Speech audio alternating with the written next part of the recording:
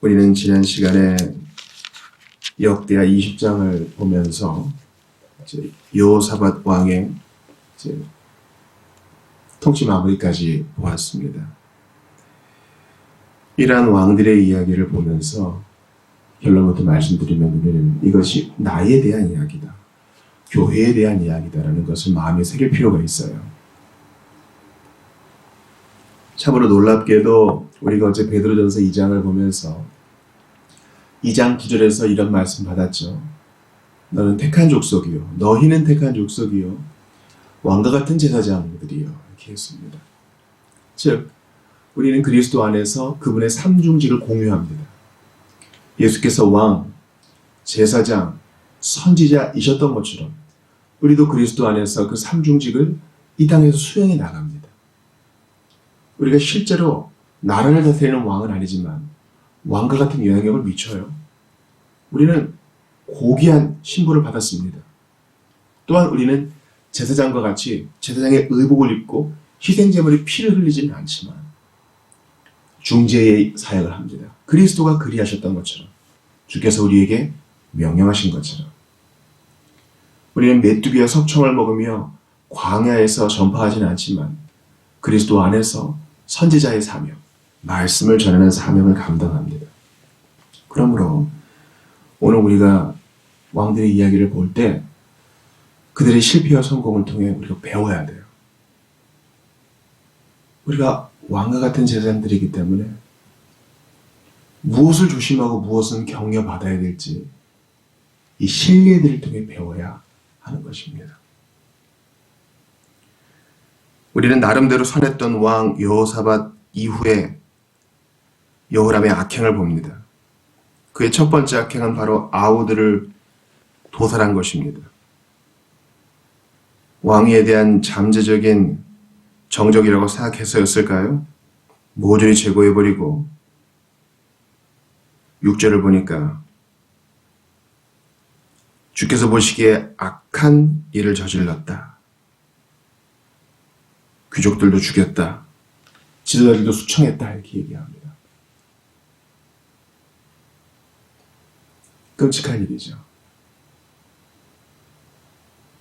하나님은 하나님 말씀을 잘 듣고 따르면 이 왕위를 계속 이어주겠다고 하셨는데 여호람은 자기가 자기 꾀로, 자기 지혜로 피를 보고 만 것입니다. 그러니까 우리가 배울 게 뭐예요? 주변 나라에 대해서 다 하는 거예요. 숙청이란 것은. 나라가 일단 안정이 돼야겠죠. 아무리 좋은 명분이 있어도 하나님 말씀에 어떻게 기록되어 있는지 보고 또 죽기 여쭈어보고 이런 일 없이는 한 걸음 떼지 않겠다는 마음이 있어야 돼요. 그의 악행은 또한 사악한 장인이었던 아합의 길을 걸었던 것입니다. 8년간의 통치 내내. 그래서 11절에 보니까 그가 이러한 불의한 연합 까닭에 유다 왕으로서는 처음으로 우상 숭배를 위한 산당을 세웠다는 것을 11절에서 볼 수 있습니다. 유다 여러 산지에 산당돼서 북이스라엘에서는 할 일인데 성전이 여기 딱 있는데도, 제사장들이 여기 있는데도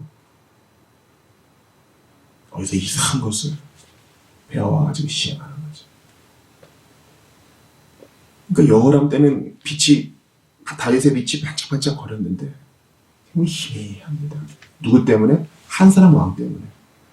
그래서 우리가 새겨야 될 말씀이죠.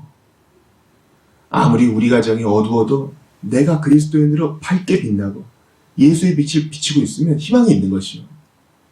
내가 뭘 하겠어 하면서 기도도 안 하고 성경도 멀리하면 그대로 암흑인 것입니다. 한 사람이 그렇게 중요해요. 여러분, 여호람 당시에 여호람보다 경건했던 백성들도 많았겠죠. 여호람 당시에 여호람보다 하나님을 더 사랑했던 레위 지파 사람들, 제사장들 있었겠죠. 그러나 주님은 왕의 일이 그렇게 중요하다 얘기하시는 거예요. 주님은 우리를 왕 같은 제사장으로 삼으셨으니 우리 한 사람이 너무 중요합니다. 오늘 월요일인데요. 오늘 내가 왕같은 제사장으로서 한 걸음 뛰고 손 내밀고 결정하는 이 모든 게 왕의 무게를 지녀요.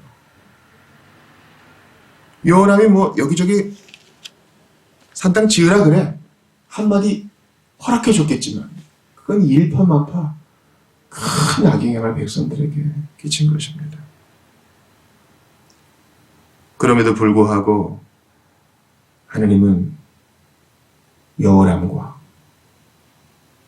특별히 그의 조상 다윗과 맺은 언약을 취소하지 않으십니다. 7절 보세요.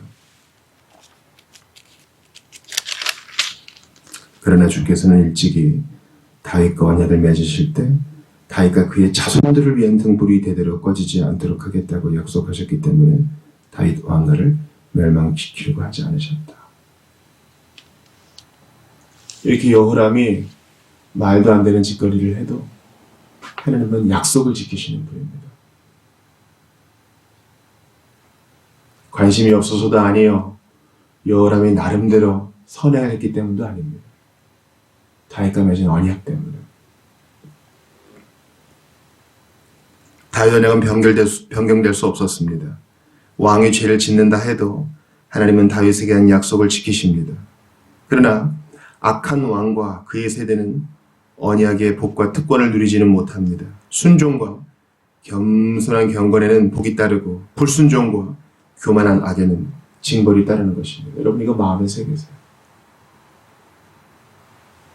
예수 그리스도의 언약의 그 속에 있는 우리도 마찬가지죠. 우리의 은혜 언약의 유일한 중보자 예수님을 믿고 따르는 우리도 마찬가지죠. 우리가 여호사밧처럼 그 복을 충분히 누릴 수 있어요. 아사처럼 그렇게 누릴 수 있다고요. 근데 어떨 때? 언약의 하나님께서 명하신 대로 말씀을 잘 지키고 행할 때. 반대로 오늘 본문에 여호람 얼마나 끔찍하게 죽어요. 창자가 밖으로 솟아 나오고 주변 나라들이 다 반역하고 언약은 살아있어요. 그러나 불순종하고 교만하면 징벌을 면하지 못해요. 다윗 언약이 취소되는 거 아니에요. 그러나 바로 현재적인 복과 특권을 누리려면 하나님 말씀을 가까이 하고 그 언약 안에 거해야 돼요. 신자도 마찬가지예요. 똑같아요. 예수 믿었어요. 천국 갑니다. 구원이 취소되거나 그러지 않아요. 그러나 마치 구원 안 받은 사람처럼 언약 바깥에서 하나님하고 교제하는 게 아니라 세상과 버타며 살아가는 그런 사람들이 보여요. 슬픈 일이죠. 그가 결국 어떤 사람이었는지는 최후에 드러나겠으나 한때는 신앙 고백도 하고 한때는 나눔도 하고 주 안에서 함께 동고동락했던 사람들이 여호람처럼 이상한 행동을 보일 때가 있어요. 그런 자들은 그리스도와 맺은 언약 밖에서 복과 특권을 누리지 못하고 징벌을 경험합니다. 하나님의 권징의 손길, 교정의 손길을 경험하는 것입니다. 빨리 돌아와야 돼요. 복을 받으려면 언약 안에 있어야 됩니다. 이것은 무슨 조건적인 구원 말하는 게 아니에요. 구원은 무조건적이죠. 믿고 회개하는 자는 다 구원받는다. 그러나 언약의 복과 특권은 우리가 주 안에 있을 때. 여러분 이걸 이렇게 한번 설명해 봅시다. 하나님이 우리에게 건강 줬어요. 참 놀라워요. 이 건강이란 것은 참 신비해요. 우리 몸이요. 계속 정상으로 회복해요. 나쁜 독소도 제거하고 자면은 피로가 좀 풀리고 먹으면 에너지가 생기고 이건 오직 건강을 지키는 범주 안에서 건강을 지키기 위해 해야 하는 그런 카테고리 안에 있을 때 지킬 수 있는 거죠. 그러나 하나님은 내게 좋은 건강 줬어. 이런 걸 과신하면서 난 젊어 이렇게 과신하면서 이상한 거 먹고 운동 안 하고 제대로 쉬지 않고 이러면 어떻게 돼요? 건강해주는 복과 특권을 누리지는 못하죠. 그러므로 여호람의 실체를 보면서 우리가 교훈을 새겨야 돼요. 예수 믿는 자일수록 더 말씀과 성경으로 돌아가야 되고 더 기도와 섬김으로 돌아가야 되는 이유가 여기 있습니다. 조상들이 하나님 여호와를 버린 결과로 여호람은 고생을 합니다. 8절부터 11절을 보니까 에돔을 비롯한 주변국들이 배반하고요. 통치년의 반란에 시달립니다. 반란을 진압할 수는 있었지만 대신 하나님이 약속하신 안보와 번영을 누리지 못합니다. 10절에 그 이유가 분명히 나오죠. 이 모든 일들은 유다왕 여호람이 자기 조상들의 하나님 주를 버리고 악한 길을 걸었기 때문에 생긴 일이었다. 나라가 없어지는 건 아니에요. 그런데 전전긍긍 계속 여기 맞고 또 여기 터지면 이거 수습하고. 정상적인 사람이라면 생각해야 될 거 아니에요? 주님, 뭐가 문제인지 알려주세요. 주 안에 있는 나에게 우연히 일어나는 일이 없을 텐데 제게 이것을 통해 가르치려는 것이 무엇입니까? 안 물어봐요. 안 물어본다고. 그래서 엘리야가 나서잖아요. 북이스라엘 선지자인 엘리야가 이제 편지를 써서 권면합니다. 너 왜 이런 일이 생긴지 알아? 여호사밧과 아사가 따른 올바른 길을 걷지 않고 쭉 잘못을 얘기합니다. 그래서 너 창자의 병이 들고 말 거야. 근데 그걸로 끝이에요. 여호람은 듣지를 않습니다. 이게 언약 밖에 있는 사람의 특징이에요. 악인의 특징이에요. 복음을 거부하는 자들의 특징이에요. 안 들어요. 우리 어제 배웠죠? 듣는 것과 믿는 것과 순종하는 것은 하나인데 여호람은 안 듣고 안 믿고 순종도 안 해요. 아니, 창자가 몸 밖에 터져나와 죽게 될 거라고 권면을 받았으면 정신이 번쩍 들어가지고 하나님의 사람이 하나님의 메시지를 전하면 정신이 번쩍 들어가지고 돌이켜야 되는 거 아니에요? 여호사밧에서 찍이 뭐예요? 듣고 회개하는 거. 다윗의 위대함이 뭐예요? 듣고 즉시 회개하는 거. 여호람은 그러죠.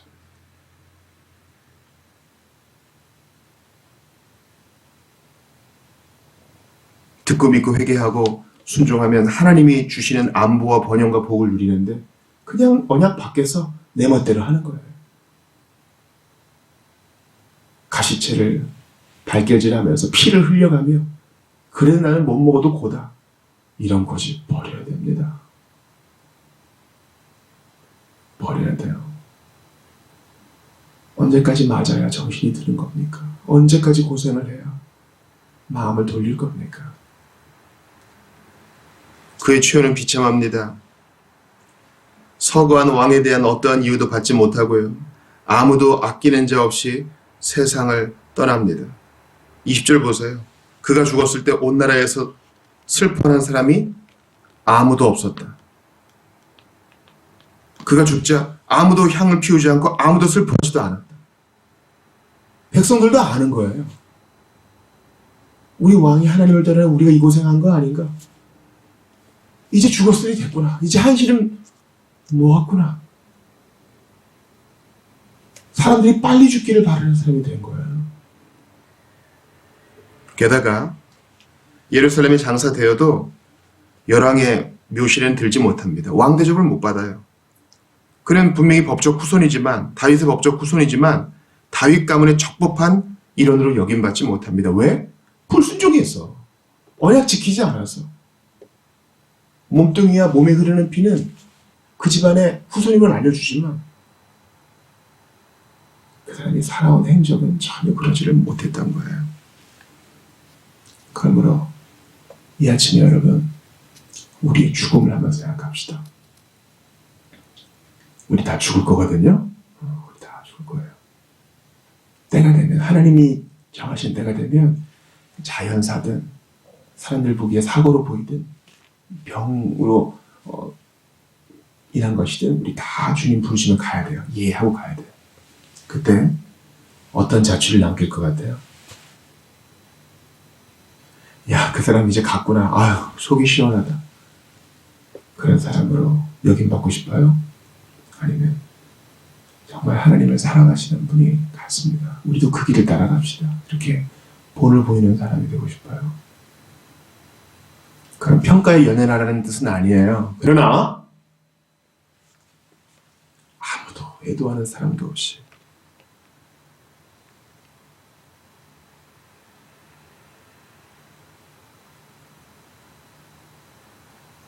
우리가 딱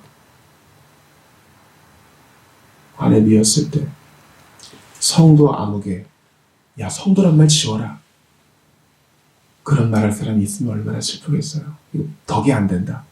그냥 누구누구 씨라고 하자. 하나님을 사랑했던 주님의 자녀가 같습니다. 이렇게 경건하게 사람들 속에 기억될 수 있다면 이것만한 명예가 없겠죠. 이제 우리 구주 예수 그리스도를 생각합시다. 우리 예수님 십자가에서 운명하셨을 때 그분을 사랑했던 많은 이들이 울었습니다. 하늘도 울었어요. 하나님도 애통해 하셨어요. 하나님은 그의 경건한 자들의 죽음을 귀히 여기십니다. 그러므로 우리 이 아침에 이렇게 결단합시다. 오늘 죽어도 후회 없을 만큼 정말 주님을 사랑하다 가게 하소서. 오늘 죽어도 여한이 없을 만큼 그렇게 주님의 뜻을 확실히 믿고 듣고 실천하며 살게 해 주옵소서. 죽어도 영광되도다. 죽어도 순교 아니에요. 내 몫의 태인 십자가 지고 기쁨으로 바른 길 갈 수 있도록 여러분 기도해 주시기를 바랍니다. 한 사람의 요양형이 크다 그랬어요.